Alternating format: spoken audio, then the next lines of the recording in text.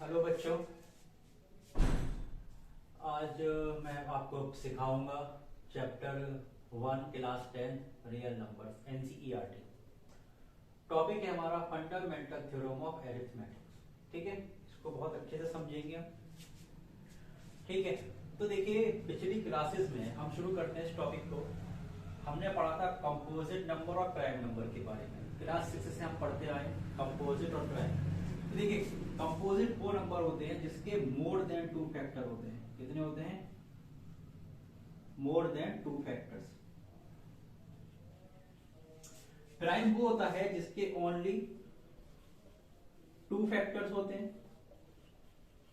कौन कौन से होते हैं? वो भी 1 एंड इटसेल्फ। ठीक है, तो there are 2 types of numbers composite and prime, जो हमने पिछली क्लासेस में पढ़ा था। मोर देन 2 फैक्टर्स जिसको कंपोजिट कहते हैं, ओनली 2 फैक्टर यानी कि 1 एंड इटसेल्फ प्राइम कहलाता है। मोर देन 2 फैक्टर में क्या होता है, जैसे कि एग्जांपल के तौर पर हम देखें तो 4 है, 6 है, 9 है, 12 है, 15 है। इसके कितने फैक्टर है? 1 है, 2 है और खुद का ये 4 है। 6 के भी फैक्टर 1 है, 2 है और 3 है। तो ये 2 से ज्यादा फैक्टर है। मगर यहां पर जैसे 2 है, 2 के 2 ही फैक्टर है, 1 एंड इटसेल्फ। 3 है, 3 का 2 फैक्टर है, 1 एंड इटसेल्फ। 5 के 2 ही फैक्टर है, 1 एंड इटसेल्फ। ठीक है, तो ऐसे नंबर जिनके 2 फैक्टर है, 1 एंड इटसेल्फ, वो प्राइम कहलाते हैं, और जिनके 2 से ज्यादा फैक्टर है वो कंपोजिट कहलाते हैं। दूसरी बात, 1 is a factor of every number and every number is a factor of itself. Okay,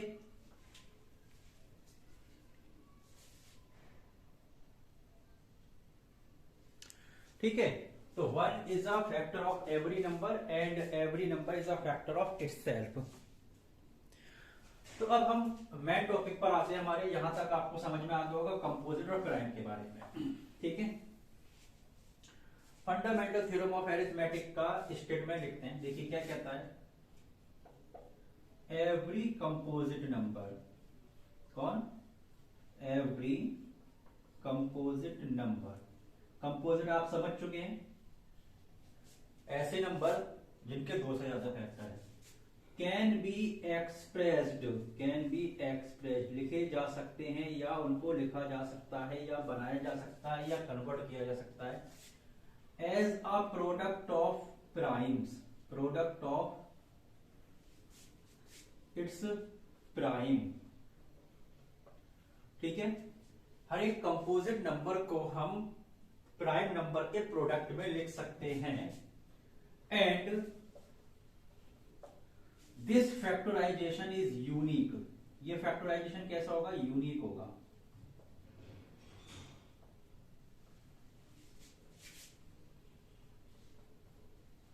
apart from the order, order से मतलब नहीं है किस ऑर्डर में या किस क्रम में वो आते हैं, इन विच दे अकर।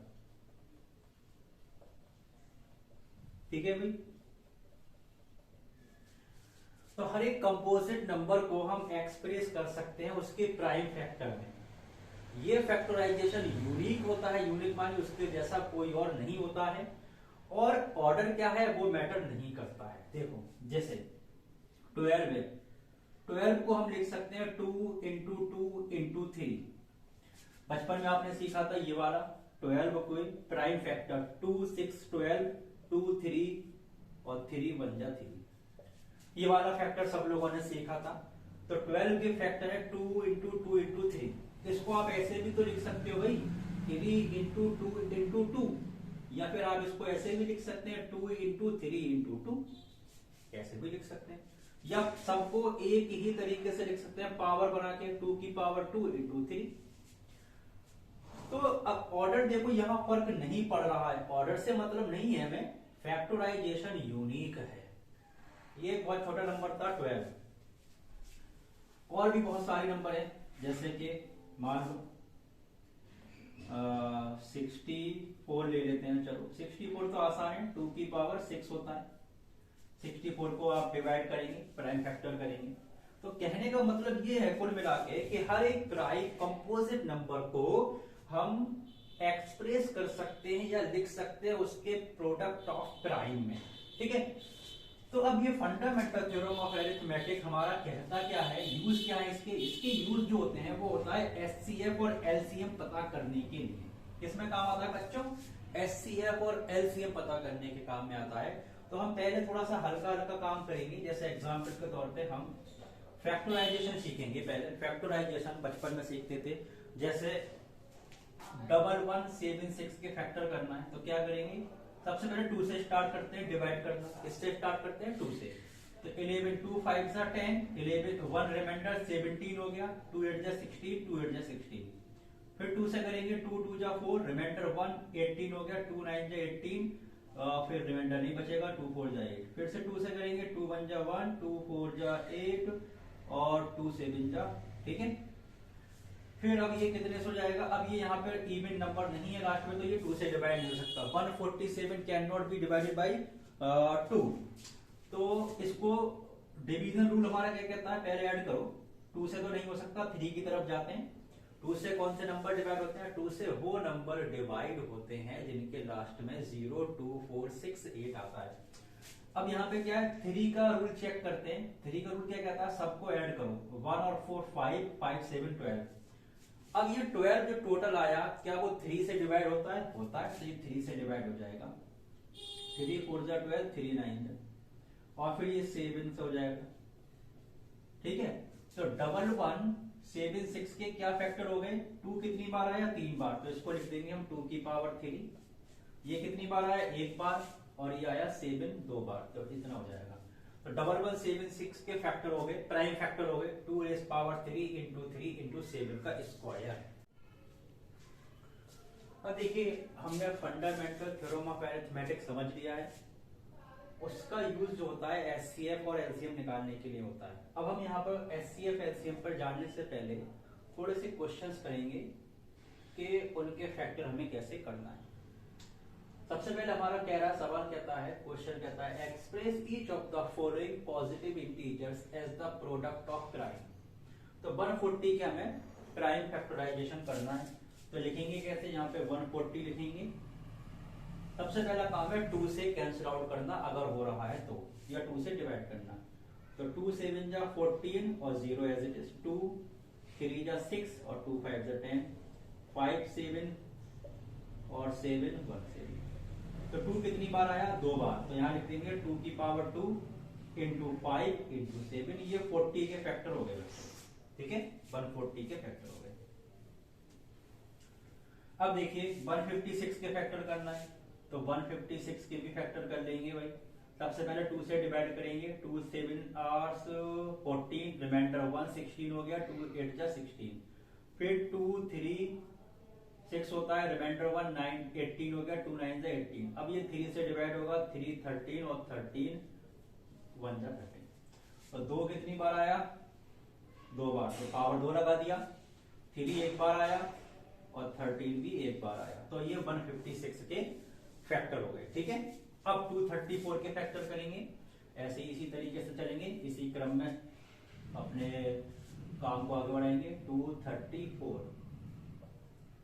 2 1 जा 2, 2 1 जा 2 और 2 7 जा, ठीक है। अब ये 234 को 2 से डिवाइड करा तो 117 आ गया। अब लास्ट में 7 है, ऑड है, तो 2 से तो डिवाइड होगा नहीं, चेक करना है 3 का रूल। 3 का रूल क्या कहता है, सारे डिजिट्स को ऐड करो, 1 1 2 और 7 9 हो गए। 9 3 के टेबल में आता है, तो ये नंबर भी 3 से डिवाइड हो जाएगा। 3 3 जा 9, रिमाइंडर 2 27, 3 9 जा 27, 3 1 जा 1, 3 3 जा 9 13। तो कितना हो गया, 2 और 3 की पावर 2। 3 कितनी बार आया, 2 बार, तो 3 का स्क्वायर इंटू में 13। ये आपका फैक्टर हो गए इन 3 क्वेश्चंस के।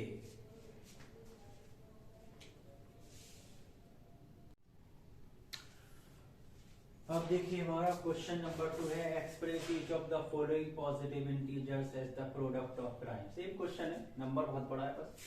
सबसे पहला पार्ट है हमारा 3825, ठीक है, कितना है 3825। सबसे पहला काम हमारा ये है कि हम 2 से डिवाइड करें, मगर ये नंबर 2 से डिवाइड नहीं हो सकता क्योंकि लास्ट में 5 आ रहा है। तो 5 से करेंगे 5 से वो नंबर डिवाइड होते हैं जिनके लास्ट में 0 या 5 आता है। 5 7 जा 35, ठीक है, रिमाइंडर 3 32, 5 6 जा 30, रिमाइंडर 2 25, 5 8 जा 25। तो 7 6 अब फिर से 5 से करेंगे तो 5 1 जा 5 बचे 2 26 हो गया, 5 5 जा 25 बचा है 15 हो गया, 5 3 जा 15। अब लास्ट में 3 है तो ये 5 से डिवाइड तो नहीं हो सकता, 3 का डिविजिबिलिटी रूल लगाएंगे, नंबर को डिजिट को ऐड करिए, 1 और 5 8 और 3 6 और 3 9, तो 3 से डिवाइड हो जाएगा, 3 5 जा 15 और 3 1 जा 3 3 1 जा 1 बचे 2 21 3 7 जा और 17। अब तो 5 कितनी बार आया, 2 बार, तो 5 का स्क्वायर लिख देंगे, फिर 3 का स्क्वायर लिख देंगे और फिर 17 लिख देंगे।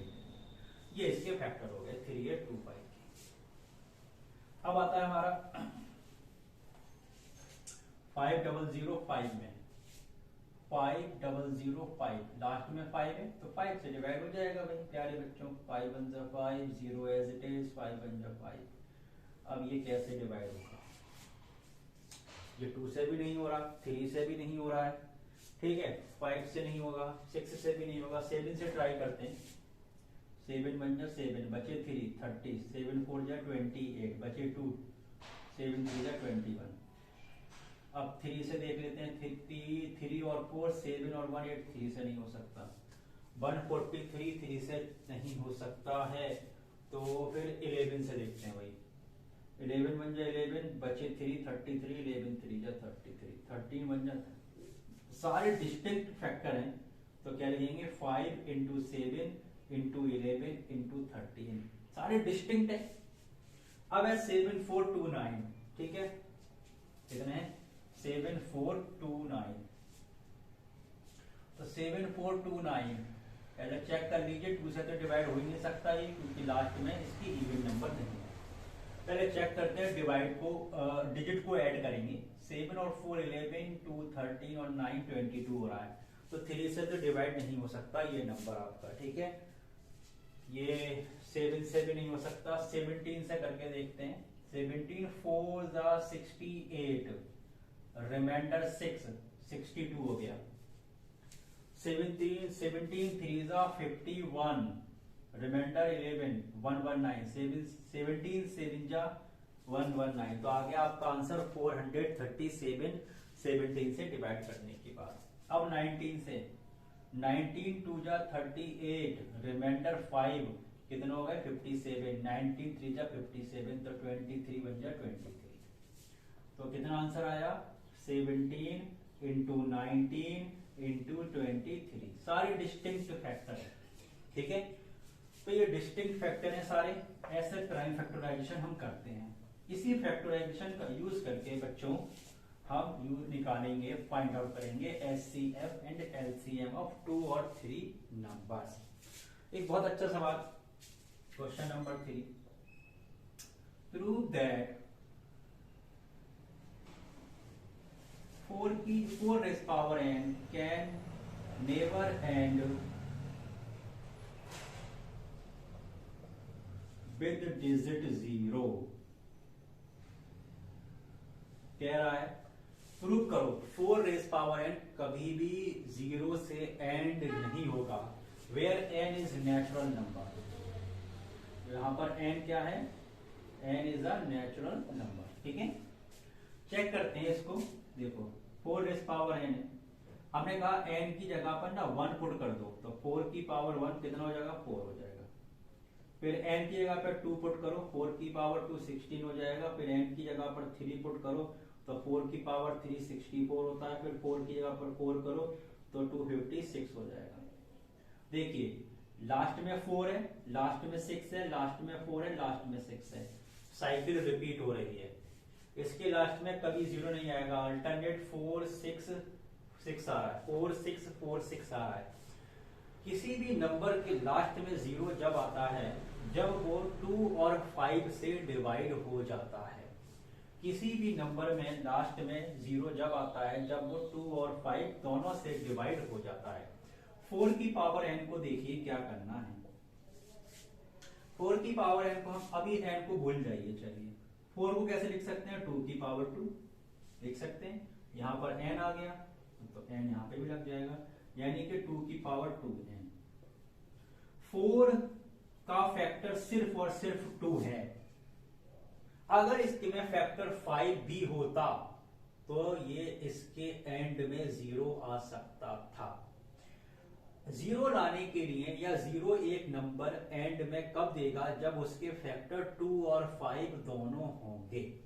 कितने होने चाहिए, 2 और 5 होने चाहिए, तभी उसका एंड डिजिट या वंस प्लेस 0 होगा। ठीक है, तो ये 4 raise power n can never end with digit 0। Okay, इसी तरीके पर एक इसी का क्वेश्चन है हमारा 6 रेज पावर n का है। कितने का है, 6 रेज पावर n।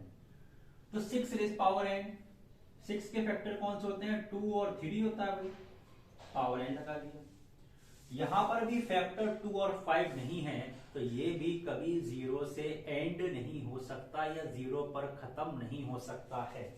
6 की पावर n चेक कर लो, 6 की पावर 1 6 होगा, 6 की पावर 2 36 होगा, 6 की पावर 3 216 होगा, 6 की पावर 4 1296 होगा, हमेशा 6 आएगा।